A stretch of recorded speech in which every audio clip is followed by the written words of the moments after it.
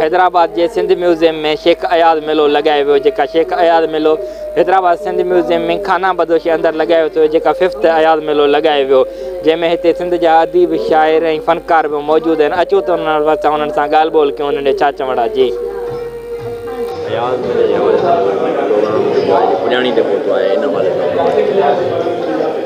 अयाज़ शेख अयाज़ असां सिंध जो हिकिड़ो तमामु वॾो शाइर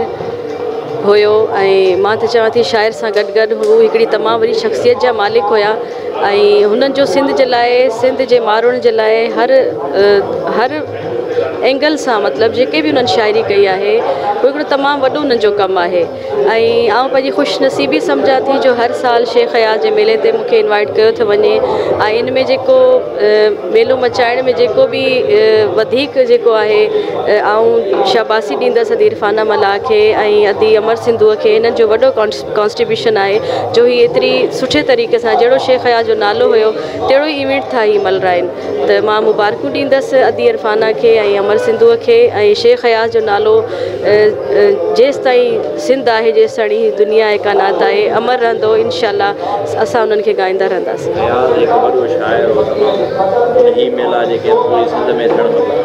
बिल्कुलु अहिड़ा इवेंट त सभिनी खे कराइणु खपनि छो त शेख अयाज़ को मामूली नालो न हुयो शेख अयाज़ हिकिड़ी वॾी शख़्सियत हुई।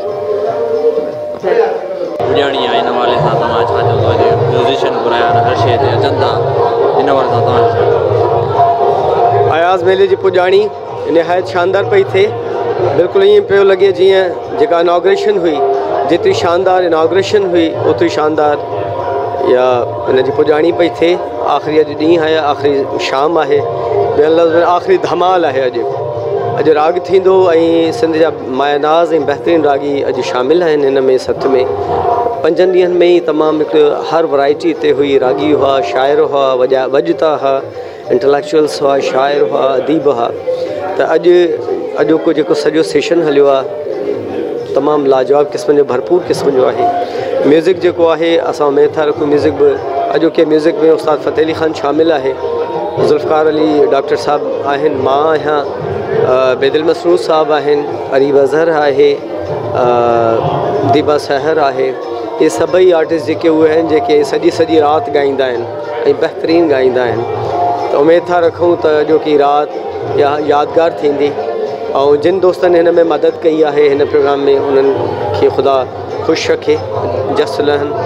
त हिन भेरे जेको अयाज़ मेलो थियो आहे निहायत शानदार थियो आहे निहायत शानदार। मां पंहिंजे तरफ़ां ऐं सॼी आर्टिस्ट बिरादरी जे तरफ़ां अव्हां जे तवसुस सां हिन सॼी टीम खे अदी अमर सिंधू वारा अदी इरफाना मला अदी नसीम जलबाणी जेके बि सथ में आहिनि उन्हनि खे लख लख वाधायूं। नई टही बाक़ाइदा सिखंदी छो जो हिते किताबनि जा स्टॉल्स आहिनि जेके इंटेलेक्चुअल्स ॻाल्हाइनि पिया। मां चवंदो अयाज़ साहब जा जेके सभई किताब आहिनि उहे पढ़णु हिकिड़ो वक़्तु वठंदो पर हिन 5 ॾींहंनि में एतिरो कुझु हो त उहो सभई किताब ईअं पियो लॻे जीअं असां सभई किताब पढ़ी छॾिया आहिनि त नई टहीअ खे हिकिड़ो उत्साह मिलियो आहे हिकिड़ी इंकरेजमेंट मिली आहे हिकिड़ो रस्तो मिलियो आहे हिकिड़ो नहज मिलियो आहे त आईंदा कमु कीअं कजे निहायत पॉज़िटिव आहे निहायत पॉज़िटिव आहे।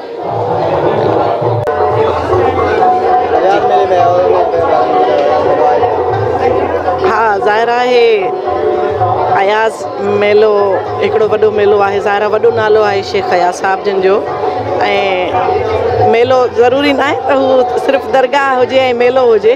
मेलो त अॼुकल्ह तव्हांखे ख़बर आहे कल्चर मेलो हूंदो आहे सकाफ़ती मेला हूंदा आहिनि त हीअ हिकिड़ो शेख अयाज़ जो हिकिड़ो वॾो मेलो आहे अदीबनि जो ऐं ज़ाहिर आहे हिते पढ़ियल लिखियल तबिको जेको आहे जो वधीक जेको आहे रुझान ऐं अदीब ऐं पढ़ियल लिखियल माण्हू ज़ाहिर आहे ऐं जेका हिकिड़ी सुठी जंहिंखे चइजे त गैदरिंग जेका पढ़ियल लिखियल माण्हुनि जी ऐं ज़ाहिर आहे मूंखे सुठो थो लॻे छो जो हीअ 5हों मेलो आहे शेख साहिब जन जो ऐं माना मल्हायो जेको वञे पियो हू 5हों मेलो आहे त आउं दुआ कंदसि मुंहिंजी कोशिशि इहा हूंदी अलाह कंदो अहिड़ा मेला कई लॻंदा रहंदा ऐं छो जो पाण सभु जेके आहियूं हिन मेलनि में ई गॾु थियूं था इवेंट अहिड़ा नंढा जेके प्रोग्राम अहिड़ा नंढा वॾा जेके प्रोग्राम थियनि था उन्हनि में सभु गॾु थियूं था ऐं मुंहिंजो कलाम हिकिड़ो तव्हांखे यादि हुजे त वरी मेला नसीबनि जा सो ज़ाहिर आहे हिकिड़े मेले मां निकिरंदा आहियूं कंहिं ॿिए मेले में गॾु थींदा आहियूं सो मेला नसीबनि जा आहिनि जेसीं इन मेलनि में पाण गॾु आहियूं थैंक यू जी बिल्कुलु मूं इहो ई ॿुधायो त मेला अॼुकल्ह इलाही आहिनि हू सूफ़ी मेलो कल्चर जा मेला आहिनि पोइ जेको आहे जीअं ही पंहिंजो हीउ हिकिड़ो ईअं सम्झो अदीबनि जो मेलो आहे शेख हयात साहिब जो मेलो हीअ अदीबनि जो मेलो आहे ऐं तव्हां ॾिसो पिया हिते जेको आहे चाहे हू ख़वातीन हुजनि चाहे जेंट्स हुजनि तमामु घणी तादाद में जेका ख़वातीन आहिनि उहे हिन ई मेले में आहिनि ऐं छो जो हिनखे मल्हायो बि ख़वातीन जे थ्रू पियो वञे त हिन में उन्हनि जो वधीक रुझान आहे ऐं वधीक हुननि जो आहे जेको आहे इनवॉल्व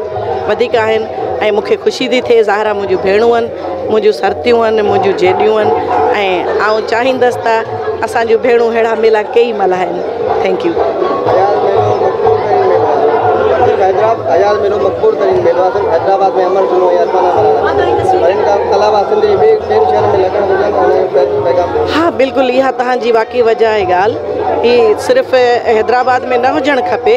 छो जो शेख हयात साहिब जन सिर्फ़ु जेको आहे हैदराबाद ताईं महदूद न हुया हू पूरी सिंध में मल्हाया वञनि ऐं त चवंदसि त पूरे पाकिस्तान लेवल ते मल्हाया वञनि ऐं उन्हनि जे ॻोठ में मल्हाया वञनि शिकारपुर में सो बिल्कुलु जेको आहे सखर में शिकारपुर में हिन पूरी सिंध में मल्हाया वञनि पूरे पाकिस्तान में मल्हाया वञनि त सुठी ॻाल्हि आहे छो जो हीउ हिकिड़ो मैसेज आहे पाण मैसेज कन्वे कयूं त सुठी ॻाल्हि आहे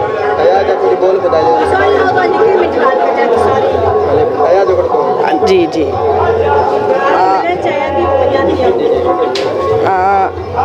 तव्हां शेख हयात साहिब जा त इलाही मशहूरु कलाम आहिनि जीअं तव्हां ॿुधो आहे सहंदो केरु मयार वो यार सिंधड़ीअ ते सिर केरु न ॾींदो न टिड़ी पवंदा टारीअ जॾहिं का ॻाढ़ा गुल अहिड़ा कई कलाम आहिनि ज़ाहिर आहे हींअर तव्हां ॾिसो पिया चारई पासा वठि लॻी पई आहे तस्वीरुनि ते हिननि ते इन करे थोरो ध्यानु ॿई पासा वञे पियो ऐं जेको आहे ज़ाहिर आहे आउं बि इन्हनि मां ई को न को तव्हांखे ॿुधाईंदसि अलाह ख़ैर न हा ठीकु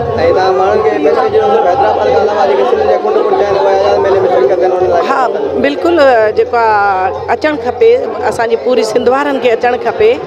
ऐं जेको आहे ज़ाहिर आहे अचनि पिया इलाही हेतिरा माण्हू जेके गॾु थिया आहिनि तव्हां ॾिसो पिया पूरो म्यूज़ियम जेको आहे ईअं धुॾे पियो जीअं वाक़ई मेलो हूंदो आहे जेको आहे सेवण में वञो तव्हां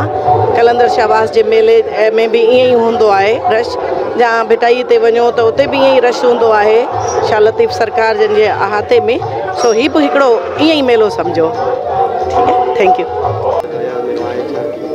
अयाज़ मेलो आउं इहो सम्झंदो त आउं बि 3 सालनि खां अयाज़ मेले में अचां पियो 5 अयाज़ मेलो थी गुज़रे पियो अयाज़ मेले में इहो आहे त जेका अॼुकल्ह जेका बर्गर शाइरी हले पई हिते जेको यंगस्टर्स अचनि था जेके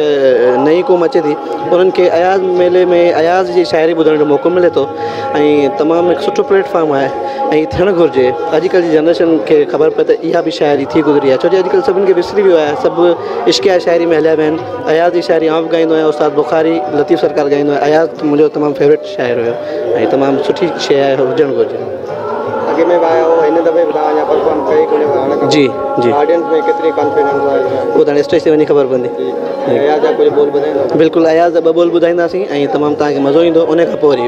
जेको आइडियंस पसंदि कंदसि उहो ॿुधाईंदासीं अयाज़ जो अॼु आउं नई कंपोज़िशन खणी आयो आहियां उहा स्टेज ते ॿुधाईंदुमि इंशाअल्लाह पुराणी रात तारन भरी प्यार में ओ चरी अच मुदे भरी तार ते तू तरी हा रात तारन भरी ए अयाज़ आसरो मूं अगे खां घणो हू पिर हजिया रात वींदी ठरी हा रात तारन भरी थैंक यू जी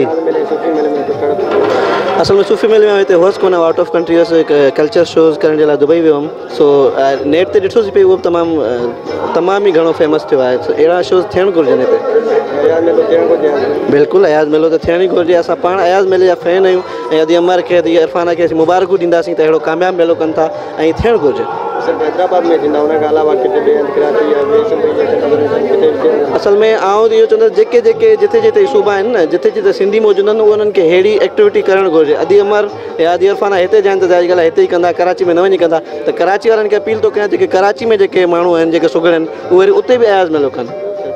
पूरी सिंध में हुजणु घुरिजे त तमामु सुठी ॻाल्हि आहे हा थैंक यू सो मच साईं ही अयाज़ मेलो जेको आहे तमामु वॾो हिकिड़ी सिस्टम आहे हिकिड़ी वॾी काविश आहे ऐं हिन में सॼे सिंध छा सॼे पाकिस्तान में छा सॼे दुनिया में माण्हू ईंदा आहिनि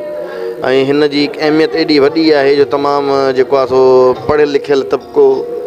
ऐं हर क़िस्म जो तबिको हिते ईंदो आहे हुन में शिरकत कंदो आहे ॻाइण ॿुधंदा आहिनि ऐं वॾे हिते जेको आहे सो माना हर सिंफ़ जो माण्हू हिते ईंदो आहे ऐं हीअ हिकिड़ी वॾी काविश आहे ऐं हिन जी जस आहे इरफाना मला साहिबा खे अमर सिंधू ऐं हुननि जी सॼी टीम खे वॾी काविश आहे साईं इहा काफ़ी माना कॾहिं बि थियो न आहे हीअ 5-6 सालनि खां वठी इहो थियणु शुरू थियो आहे ऐं जीअं जीअं हीअ अॻिते वधे पियो हुन में वधारो थिए पियो माण्हू तमामु घणा अचनि था शौक़ सां अचनि था हुननि खे माण्हुनि खे ऐं जेको आहे सो ॿुधण वारनि खे वॾियूं हिन में इल्मु बि गॾु थिए थो ऐं वॾियूं जेका आहिनि से छा नालो उन्हनि जो तालीमी हिसाब सां बि छो त शेख साहिबु सिंध जे लाइ ॼाया हुआ ऐं सिंध जे मथां तमामु घणो लिखियो आहे ऐं मां त सम्झां थो त शेख साहिब जी जेकी हयात आहे उहा सिंध लाइ हुई ऐं सिंध लाइ हू ॼावा हुआ सिंध जी मिटी में विया आहिनि ऐं हुननि जी वॾी काविश आहे ऐं हुननि खे वॾो जेको आहे सो माना हिकिड़ो इहा एज़ाज़ आहे ॿुधण वारनि खे जो हू हुन मेले में अचनि था ऐं माण्हुनि खे ॿुधनि था ॻाइणनि खे ॿुधनि था मकाला ॿुधनि था हुनजी शाइरियूं पढ़नि था ऐं जेको शेख साहिब जी ऐं जेका बि शेख साहिब जहिड़ा माना सुठा जेका शाइर गुज़रिया आहिनि उन्हनि जी शाइरी में हर शाइरी में मैसेज आहे का बि उन्हनि जी शाइरी का बि ॻाल्हि बेमक़सद न आहे नौजवान तबके के शेख अयाज़ जी शाइरी सम्झणु पियो आहे नौजवान तबको सम्झे ई कोन थो शेख अयाज़ आहे छा उन्हनि लाइ को पैगाम ॾिनो साईं हुननि लाइ मां इहो अर्ज़ु कंदुसि लतीफ़ सरकार जी शाइरी बि तमामु ॾुखी आहे पर हुन शाइरीअ खे लतीफ़ सरकार जी शाइरी खे असांजे ॾाढो सां मंज़ूरी ख़ान ॻाए हुननि खे जेको आहे सो माना अहिड़ो ॻाई अहिड़ो जो हुननि खे मक़सदु बि सम्झ में अची वियो ऐं जेको आहे सो शाइरी बि सम्झ में अची वई त माण्हू जेकॾहिं शेख साहिब जूं शाइरी जूं तिर्दूं सुठियूं ठाहींदो अवामी ठाहींदो त हर कंहिंजे जेको आहे सो इहो हुननि जो मैसेज सम्झ में ईंदो हर शाइरी हुननि जी सम्झ में ईंदी हीअ त ॻाइण जे मथां हूंदो आहे न ऐं जीअं माना स्कूलनि में पोएम्स हूंदियूं आहिनि हुनखे जेको आहे सो माना तैतुल लफ़्ज़ यादि कराइण में पोएम्स जी तर्ज़ जे हिसाब सां यादि कराइण में ॿार खे जल्दी यादि अची वेंदो आहे हुन जल्दी ज़हन में वेही रहंदो आहे ईअं ई असांजे वॾनि उस्ताद मंज़ूरी ख़ान ऐं हुननि जे वॾनि जेको आहे सो लतीफ़ सरकार खे जेका बि सूफ़ी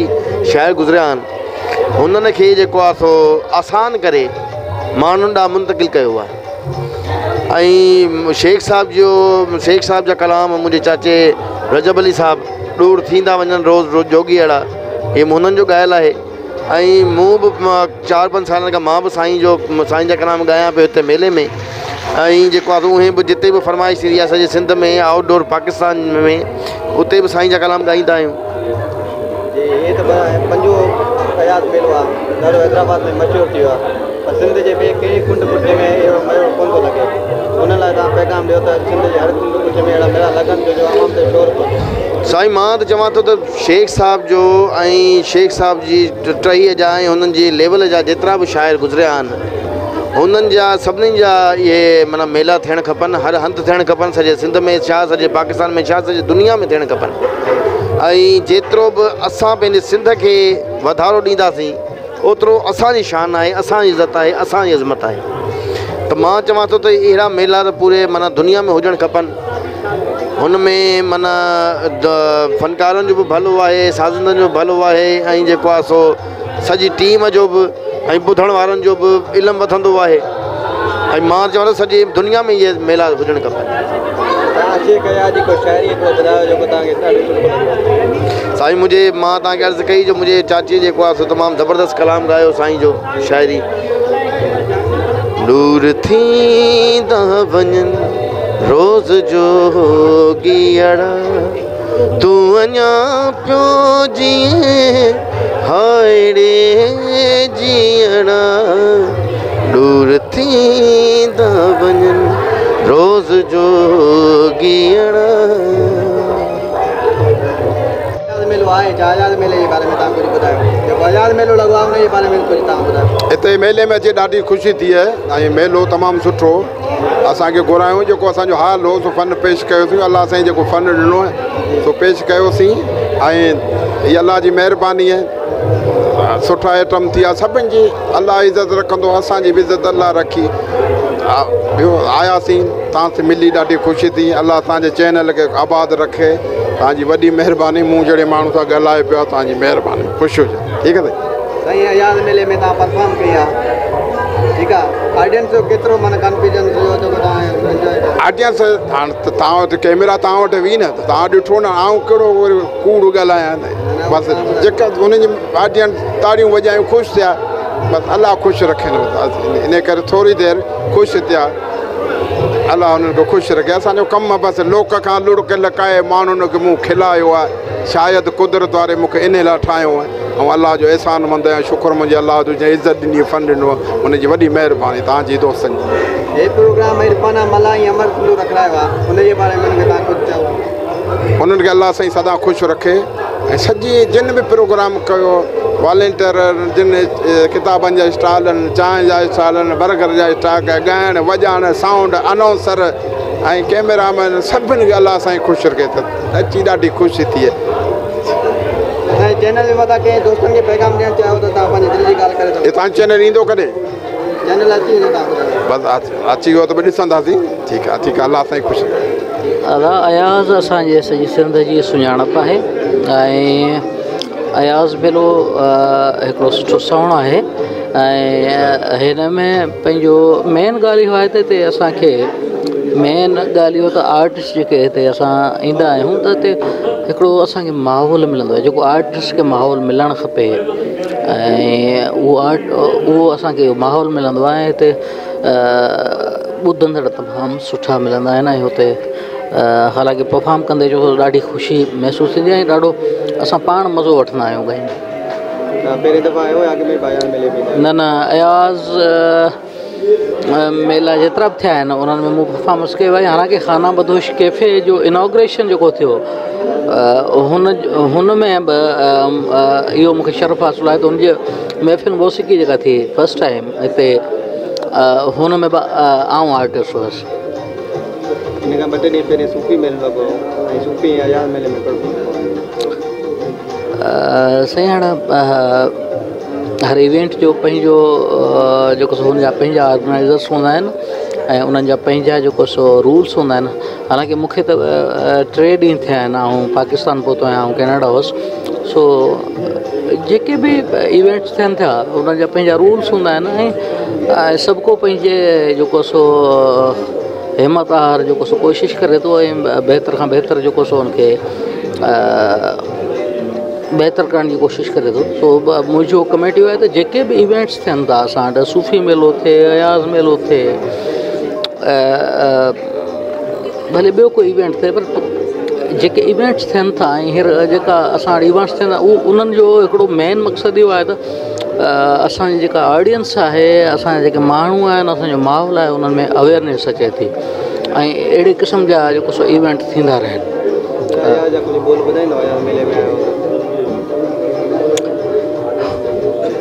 बिल्कुलु पंहिंजो अयाज़ चयो त नेठा नैण पिरींजा ईअं जीअं ऋण में राति ठरे कोई कीअं करे इश्क असां वटि आराईअ जी आयो झोल भरे। शेख अयाज़ असांजो जेको सिंध जो शाइर रहियो आहे उहो इनकलाबी शाइर आहे। उन सिर्फ़ु न इन समाज लाइ ॻायो बल्कि उन औरतुनि खे बि प्रमोट कयो अॻियां अचण लाइ। उन्हनि जे लाइ तव्हां ॾिठो हूंदो शेख अयाज़ जी शाइरियूं जेके हूंदियूं आहिनि उहे मुख़्तलिफ़ क़िस्मनि जी हूंदियूं आहिनि, कंहिं हिकिड़े क़िस्म जी न आहे जो असां उनखे हिकिड़े ई क़िस्म में खणी हलूं। त हीअ बि जेको अॼु असां हिते प्लेटफॉर्म ते बीठा आहियूं इहो बि हिकिड़ी औरतुनि ई ऑर्गेनाइज़ कयो आहे। असांजे समाज में जेको औरतुनि खे मतिलबु सप्रेस कयो वेंदो आहे, चयो वेंदो आहे त औरत कुझु नथी करे सघे, औरत घर ई हलाए सघे थी, उनखां सवाइ ॿाहिरि समाज खे सुधारण लाइ कुझु नथी करे सघे थी। हीअ हिकिड़ो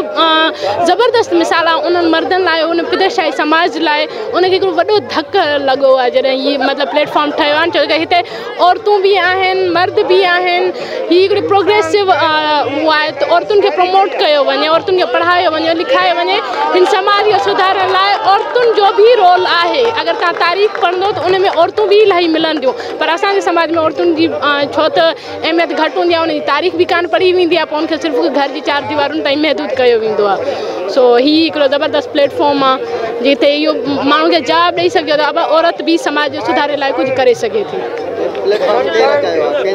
हीअ प्लेटफॉर्म जेको आहे इहो आहे वेफ ऑर्गेनाइज़ेशन आहे हिकिड़ी, उहा औरतुनि जी ऑर्गेनाइज़ेशन आहे जंहिंमें कुझु मर्द बि एज़ अ सपोर्टर हुन में कमु कनि था, पर हीअ जेको मेन ऑर्गेनाइज़ेशन आहे उहो औरतुनि जी आहे। हीअ जेको सॼो राग 5 ॾींहंनि ताईं हलियो आहे, हीअ सॼो प्रोग्राम जंहिंमें लेक्चर्स बि थिया आहिनि, मुशाइरा बि थिया आहिनि। जे हाउ न हारी कोयारल हीअ ॾींहं बघारे वेंदासीं, छो पेर पसारे वेठो आहे उथ डूंगर ॾारे वेंदासीं, कंहिं लाइ त कीथो कंदीअ तां ॿी ॿेड़ी का बि न अचणी आहे, जे तूं बि अची वियो बणिजा रातो खे बि उकारे वेंदासीं। महिरबानी। पर आउं हिकु नंढी कहाणीकार जी हैसियत में चवां पियो त सिंधी अदब में जेका अयाज़ जेका कहाणी आहे उन लेवल जी कहाणी बि कंहिं कहाणीकार न लिखी आहे। इहो आउं हिकु अयाज़ जी पढ़ंदड़ जी हैसियत सां इहा ॻाल्हि कयां पियो। ऐं मूं जेतिरो मुतालिक़ कयो आहे कहाणीअ में, शाइरीअ में, शाइरी त अयाज़ जी कमाल अयाज़ चए थो त हू कारो कारूं भार त ॾिस, हू ॾोरां हो ॾहकार त ॾिस, मूं केॾीअ जर जी झाग मथां ही दीप जलायो आहे प्यारा, ही राति ॾिसो कन करन हणो ईंदो न वरी ही वणजारो, कुझु ॾात ॾिसो पोइ बात कयो ही शोर अजायो आहे प्यारा। उहे माण्हू जेके अयाज़ जी ज़ाती ज़िंदगी ते तनक़ीद कनि था उन्हनि खां शायदि उहो अयाज़ जेको तखेलाती जेको अयाज़ जो पोरियो आहे उहो शायदि विसरंदा वेहनि त अयाज़ 21वीं सदीअ जो तमामु वॾो शाइर आहे। शायदि अयाज़ जहिड़ो शाइर सिंध ॿीहर पैदा न करे सघे। अयाज़ जेको बसि इन साॻी गज़ल जो अयाज़ जेको आहे त आ चौधारी महराण मतो जंहिंजो न पही जंहिंजो न पतो, ही रूह जज़ीरो हैरत जो जंहिं मंझि समायो आहे प्यारा।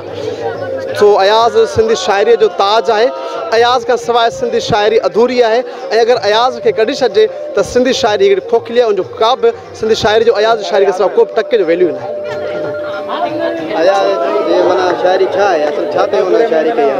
अयाज़ जी शाइरी जा मुख़्तलिफ़ रुख आहिनि, मुख़्तलिफ़ पासा आहिनि। रोमांस आहे उन में इनक़लाब आहे, धरतीअ जो इश्क आहे, उन में काइनात सां हिकिड़ो प्यार आहे, उनजो इज़हार आहे, वहदतुल वजूदियत जो उन में आहिनि। तसव्वुफ़ जूं इलाही सारियूं झलकियूं अयाज़ जी आख़िर वारी शाइरी में मिलनि थियूं। त अयाज़ जेको आख़िरी वारो जेको तसव्वुफ़ जेको लाड़ो आहे इहो बि हिकिड़ो फितरती अमल आहे। ईअं न आहे त असां इहो तइ करे वेही रहंदा आहियूं त शाइर जेको आहे उहो असांजे ख़्याल जो हुजे। इहो छो हुजे हरू भरू शाइर जेकर आउं पलीअ साहिब जे पोइ लॻायां त शाइर हरू भरू मुंहिंजे ख़्याल जो छो हुजे। असां हिकिड़ा सांचा फिट करे वेही रहंदा आहियूं त शाइर जेको शाइरी पेश करे उहा मूंखे पसंदि अचे। बाबा असांखे पसंदि छो अचे? शाइर आहे उनखे तव्हां आज़ादु छॾियो जेको लिखे न। त असां इहे जेके हथरादू जेके तनक़ीद हिकिड़े मयार जेके तइ करे वेठा आहियूं असांखे इन खां ॿाहिरि निकिरणो पवंदो ऐं तनक़ीद जे आला उसूलनि तहत शेख अयाज़ खे परखिणो पवंदो त पोइ असांखे ख़बर पवंदी त शेख अयाज़ केॾी वॾी लेवल जो शाइर आहे। ऐं इहो सच आहे त सिंधी क़ौम अयाज़ जो एतिरो जेको आहे उहो उनखे एॾो मान मर्तबो न ॾेई सघी आहे। हीउ जेको अयाज़ हीउ जेको मेलो जेको लॻो जो 5 ॾींहं पाण हिन में हुआसीं इहो वाक़ई अयाज़ जहिड़े शाइर ते लॻणु खपे। अयाज़ जो हक़दार आहे, न सिर्फ़ु अयाज़ पर हसन दर्स बि हिन जो हक़दार आहे, उस्ताद बुखारी बि हिन जो हक़दार आहे, सरवेद सजावली बि हिन जो हक़दार आहे, इब्राहिम मुंशी बि हिन जो हक़दार आहे, लतीफ़ तेब हूअं बि लॻनि पिया अयाज़ त ॿिया बि जेके असांजा अज़ीम सुरमा आहिनि उन्हनि खे बि अॻिते असां खणी अचूं। इहो बि असांजो हिकिड़ो ज़िम्मेवारु फ़र्ज़ु आहे। ऐं हिकिड़े अयाज़ जे हिकिड़े चाहक जी हैसियत सां इहा ॻाल्हि कयां पियो त असां अयाज़ असांजो सरमायो आहे, अयाज़ असांजो उत्साह आहे। अयाज़ खां सवाइ सिंध कुझु बि न आहे। अयाज़ खे तव्हां केतिरो पढ़ियो? अयाज़ घटि मूं मुकमिल किताब कम से कम सभु पढ़िया आहिनि। कुझु किताब जा नाला अयाज़ जे काका कुरा कापड़ी उनजो जेको नसर जो किताबु आहे, जेको अयाज़ जो ख़तनि जो शानदार किताबु आहे। कपर तो कुन करे अयाज़ जा उहे 3 जेके जुल्द आहिनि उहे कमाल जा आहिनि। लड़ियो सिज लकनि में अयाज़ जो शानदार किताबु आहे, उन मुख़्त अयाज़ जी शाइरी आहे। ऐं हिरण अखी केॾां मुंहिंजो पसंदीदा उनमें शाइरी आहे, ख़ासि करे जेके अयाज़ उनमें नज़म आहिनि। या अयाज़ जेको टे सिटा उर्दू में माया हूंदी आहे, पंजाबी में लिखिबो आहे, पर उनखे अयाज़ जी इहा कमालत अयाज़ उनखे टे सिटे में उते कयो। मिसाल त हिकिड़ो अयाज़ ॾाढो प्यारो आहे टे सिटो त केॾी त मिठी आहीं तूं बंदि लिफ़ाफ़े में हुनजी त चिठी आहीं। अयाज़ टिसटनि निंड वलियूं अयाज़ जो शानदार किताबु आहे, सॼो टिसटनि ते लाजवाब किताबु आहे। अयाज़ टेस्ट किताब ई कमाल आहिनि, कहिड़नि जा नाला खणिजे, कहिड़नि जो ज़िक्र कजे, कहिड़ी अयाज़ जी शाइरी आहे जेका अलॻि रखिजे त हीअ शाइरी जेका आहे अयाज़ जी घटि आहे ऐं उहो वधीक आहे। किजो बीजल ॿोलियो अयाज़ जो पहिरियों किताबु आहे, अयाज़ जो सभ खां पहिरियों किताबु किजो बीजल ॿोलियो किताबु आहे, उहो तव्हां खणो ऐं आख़िर वारो जेको अयाज़ जो आहे उहो खणो, पर उनमें कंहिं बि क़िस्म जो फ़र्क़ु न आहे। सॼी शाइरी अयाज़ जी अज़ीम आहे। शेख अयाज़ मशहूरु आहे, उन खां वधीक ॿिया बि शाइर आहिनि जीअं तव्हां नाला कया आहिनि, उन मां वधीक मक़बूल कहिड़ा शाइर में? हर हिकु गुल जी पंहिंजी ख़ुशबू आहे। के गुलनि जी जेका ख़ुशबू हूंदी आहे असर अंदाज़ वधीक हूंदी आहे, कंहिंजी घटि हूंदी आहे। त अयाज़ जे दौर में नारायण शाम आहे, तमामु वॾो शाइर आहे, उहो पंहिंजे लेवल जो शाइर आहे। उहो अयाज़ उनखां बि ॾाढो इम्प्रेस हुयो। किशचंद बेवस हुयो, उहो बि ॾाढो सुठो शाइर हुयो उन दौर जा। त इहे दौर जेके मुख़्तलिफ़ शाइर, पर अयाज़ जो जेको ट्रेंड हुयो, अयाज़ जो जेको उन में महिनत आई। ऐं अॼु हिकिड़ी हीअ हिन जे प्लेटफॉर्म ते ॻाल्हि पियो कयां त अयाज़ जहिड़ो पढ़ियो लिखियो शाइर पूरी दुनिया में असांखे न मिलंदो। अयाज़ जहिड़ो मुतालियो हुयो। अयाज़ चवंदो त मग़रब मुंहिंजी हिन मुठ में, मग़रब जो इल्मु मुंहिंजी हिन मुठ में आहे ऐं मशरक़ जो इल्मु मुंहिंजी हिन मुठ में आहे। इन लेवल जो माण्हू उहो कहिड़ो अयाज़ जो सिंफ़ आहे। अयाज़ ऐं हिकिड़ी ॿी ॻाल्हि तव्हां करणु थो चाहियां, अयाज़ हिकिड़े इंटरव्यू में चयो आहे त उन में उनखां माई पुछे थी उर्दू में त छा तव्हां नावल जी हिकिड़ी भेर ॻाल्हि पे कई, उहो तव्हां नावल किथे पुॼायो आहे ऐं छा? त अयाज़ चयो त उहो मूं नावल लिखी करे कंप्लीट करे छॾियो आहे ऐं उहो नावल मूं हिकिड़े पब्लिशर खे ॾिनो आहे छपाई जे लाइ, ऐं उहो नावल अॼु किथे आहे अयाज़ जो नावल? अयाज़ जहिड़ो माण्हू इहो घटि ॻाल्हि कोन्हे कंदो मूं नावल लिखियो आहे ऐं पब्लिशर खे ॾेई छॾियो आहे। त इहा बि हिकिड़ी ॻाल्हि मंज़र आम त अचणु खपे त उहो अयाज़ जो नावल किथे आहे। अयाज़ जो नावल उहो ज़ाहिरी कोन्हे को, उहो पब्लिशर केरु हुयो, किथां उहो नावल काॾे वियो, इन ते बि सर्च थियणु खपे। महिरबानी। हू त मुख्य चिता ते वठी ते विया, मींहं बरसी पियो काल शमशान में, राति खां का त ॻाल्हि आहे सा इंसान में। शेख अयाज़ सिंध जो क़दीमी शाइर आहे ऐं हीअ शेख अयाज़ जो मेलो जेको 5 ॾींहंनि जो आहे, अॼु 5th एडिशन आहे शेख अयाज़ जे मेले जी, अॼु लास्ट डे आहे। ऐं हीअ जेको मेला थिए पिया अॼु ईंदड़ जेका जनरेशन असांजी न्यू जनरेशन उन जे लाइ हिकिड़ो इहो पैगाम आहे। थैंक यू जी। असां हिते 5 ॾींहं हुआसीं, बसि हिकु ॾींहुं मिस थी वियो मूंखां। शेख अयाज़ मेलो इलाही मतिलबु तव्हांखे एंटरटेनमेंट थिए थी। अॼुकल्ह न्यू जनरेशन आहे उनखे हिन में मतिलबु लेसन मिले थो हिकिड़ो, उहे अचनि इंजॉय करणु ऐं किताब बुक्स वग़ैरह स्टॉल लॻल आहिनि ॿाहिरां, उहे वठनि उनखे ख़रीद करणु उनखे पढ़नि ऐं नॉलेज ॾियनि। शेख अयाज़ जी जेको शाइरी आहे उहो असांखे इंसानियत जो दर्स ॾिए थो ऐं शेख अयाज़ जी आख़िरी तक़रीब थी गुज़री। जी जी। शेख अयाज़ कहिड़ी भेट साईं, ही शेख अयाज़ मेलो जेको आहे आउं सम्झां थो त सिंध में हिन गोके हिन मेले जी शुरूआति असांजे खाना बदोश राइटर्स कैफ़े वारनि कई आहे। नो डाउट इन में का बि शक जी गुंजाइश कोन्हे। हुननि जेका शुरूआति कई आहे उन शुरूआति में सचाई ऐं हुननि जो दिलि जो एतिरो गहरो जज़्बो शामिलु आहे जो आउं सम्झां थो त हीउ जेको हींअर शेख अयाज़ मेलो तव्हांजे साम्हूं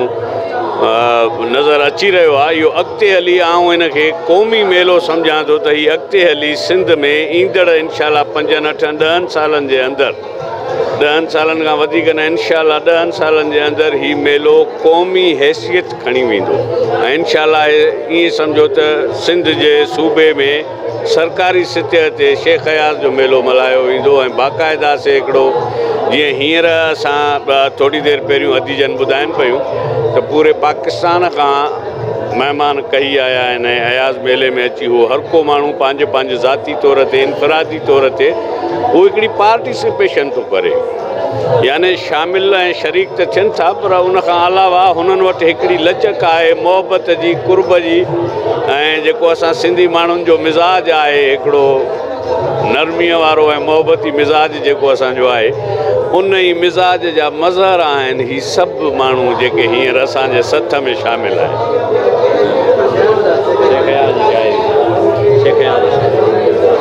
शेख अयाज़ जी शाइरी हिकिड़ी सिटूं अथसि त अजीब ही आङुरियूं हुयूं जे लहू लहू थी वियूं तुंबे ते अजीब ही वलवला हुया जे न तंद में हा न तार में हा जॾहिं असां ख़ाक थी वियासीं तॾहिं वसी माक मए कदे ते रुनो सुराहीअ ॾिठो न सागर पिया कपां जे कुमार। जीअं तव्हां ॾिठो सिंधी म्यूज़ियम में खाना बदोश में जेका अयाज़ मेलो लॻायो वियो उन अयाज़ मेले में असां हिते जेके ख़ासि मिज़मान आयल हुआ उन्हनि सां ॻाल्हि ॿोल कयोसीं ऐं हिते जा जेके शाइर हुआ उन शाइरनि सां बि असां ॻाल्हि ॿोल कयूं आहिनि ऐं हिते जेके अयाज़ मेले में आयल सिंध जा कई मशहूरु फ़नकार हुआ उन फ़नकारनि खां बि असां व्यूज़ वग़ैरह वरिता आहिनि उन फ़नकारनि जो चयो हो त शेख अयाज़ त हिकिड़ो वॾो शाइर हुयो उन शाइर खे असां रद्द न पिया कयूं ऐं उनखे हलाईंदे असां अॼु अयाज़ जो पंजो मेलो बि हैदराबाद जे खाना बदोश में लॻायो आहे। असांजो फुल कोशिशि इहा आहे त सिंध जे हर हिकु इलाइक़े ऐं सिंध जे हर हिकु वॾे वॾे शहर में शेख अयाज़ मेलो लॻाइणु घुरिजे। कैमरामैन महबूब अली जमाली सां गॾु रिपोर्टर मज़हर अली जमाली सोच टीवी हैदराबाद जी। सब्सक्राइब कयो अवांजे पंहिंजे चैनल सोच टीवी के ऐं बेल आइकन के दबाएं कदें भी न विसारींदा। सब्सक्राइब करें आपके अपने चैनल सोच टीवी को और बेल आइकन पर क्लिक करना ना भूलें। Don't forget to subscribe our channel Soch TV and press the bell icon.